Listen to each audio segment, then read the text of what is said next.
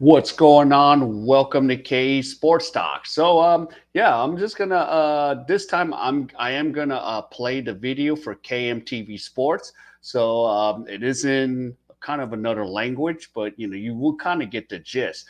But Joe Devance is coming back to Ginebra, and you're gonna just kind of watch why. So here we go. Let's dig into it and let's listen. Mga Lodi, kung saan naglabas nga ng malaking balita itong si Jody Vance sa kanyang Instagram account kung saan nagpost ito ng picture ng memo ng liga na patunay na magbabalik siya sa PBA para maglaro sa Barangay Ginebra. Ayon nga dito ay muli siyang inactivate ng Gene Kings just in time para maglaro sa playoffs ngayong Governors Cup. Papalitan niya nga muna ang slot ng Ginebra rookie na si Paul Garcia. Huling ang naglaro itong si Jody Vance sa PBA noong year 2021 at noong 2022 ay in-announce niya sa kanyang Instagram account na magre-retire na siya sa paglalaro ng basketball sa PBA. Ngayon nga at the age of 42 ay makikita ulit natin si JDV na maglalaro sa Ginebra. Wala na din ngang choice itong Gene Kings dahil wala silang reliable na power forward sa kanilang roster matapos ang injury ni Isaac Go. Si Raymond Aguilar naman nga ay undersized sa kanyang posisyon at hindi pa din nga fully recovered si Jamie Malonzo at Jeremiah Gray. Kaya nagbabakasakali sila ngayon sa pagbabalik ni Devance na mapupunan nito kahit papano ang butas nila sa power forward position. Pero ang kinakabahala ngayon ng mga fans ay kung physically fit ba itong si Devance para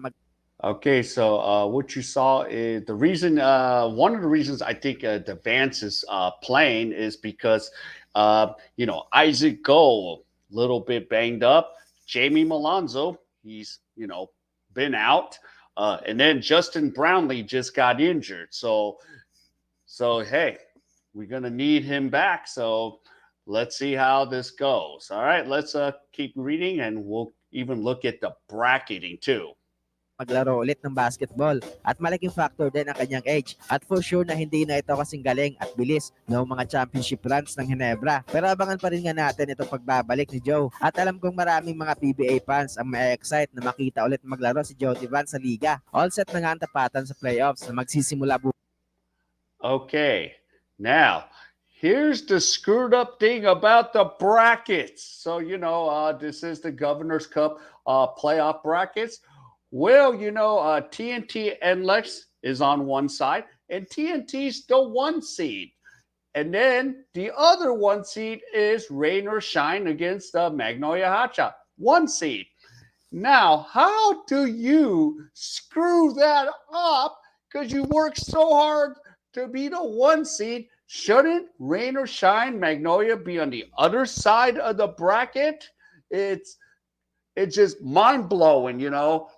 And it's like, what the hell's going on? So yeah, the one seed here will meet in the semis, and then there's still going to be a possible Ginebra San Miguel. So this is what pisses a lot of people off about the PBA. You know, certain teams are meeting, so we're going to see how this gonna all play out. So let's listen in some more from the coach. Bukas kung saan sa unang bracket ay maglalaban ng TNT Tropang Giga at NLEX at ang Reynow siya naman nga ay makakalaban ng Magnolia Hotshots. Pero ayon nga sa naging interview kay Coach Yang ng Tiebreaker Times ay nagbigay ito ng hinaing kay Commissioner na bakit daw magkasama sa isang bracket ang dalawang number 1 teams ng Group A at B. Sana daw ay tiningnan muna nila ng maayos ang format sa playoffs para hindi sila magkamali kagaya nito. But I think it was overlooked. No, I think it was overlooked. So it's a lesson na dapat siguro they should put more thought into the format. Alam natin bago ito, pero ang tingin ko it's something that's basic. Madaling mong makita yung problema. Kung binigyan mo lang siya ng extra thought. No? Pero wala tayong magagawa, nandiyan na. Yeah. Siyempre, may series pa kayo sa Magnolia. But, ano yan, baka number 1 agad yung makalaban yun, di ba parang... Yun nga ang sinasabi ko. No? Pero kasi, sa akin naman, it could have been any team na parang, although, parang na-disincentivize mo yung number 1. No? Dapat Okay, so he said something about, since since Yank throws in a little English. But yeah, there should have been a lot of thought. And actually, it shouldn't even be a thought. Because, you put, the team that wins on one side of the bracket and the team that wins the other group on the other side of the bracket. What is that to think about? Oh, my goodness. This is what, hinders a lot of people from going to watch PBA. We'll watch from afar. And you wonder why UAAP is dominating here in the Philippines. But yeah, the two teams that win the group's going to meet in the semis? This shouldn't even be a thought or whatever. You just know. A1, B4, one side of the bracket. B1, A4, other side of the bracket. It doesn't take any science to think about. Oh, my goodness. And the team that's going to get screwed is going to be Yang. It's going to be Rain or Shine going to get screwed out of this. They're going to seriously get screwed unless they come out of this alive. But yeah, that's the thing, what's going on with the PBA. But yeah, it really shouldn't be a thought. But what do I know?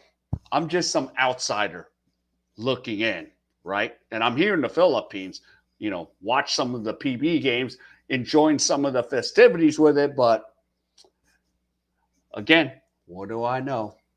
I'm not the commissioner or, anything special. But yeah, but watch. I bet you Rain or Shine's going to be the team that is screwed over. Because, yeah, they should be the 1 seed. And right now they beat Magnolia, but now they're going to face, the winner of NLEX and TNT. It'll probably be TNT. And then there's a good chance they might lose to TNT, the 1 seeds.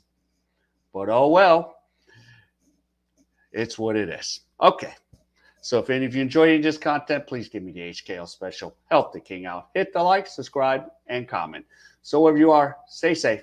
I'll see you in my next video.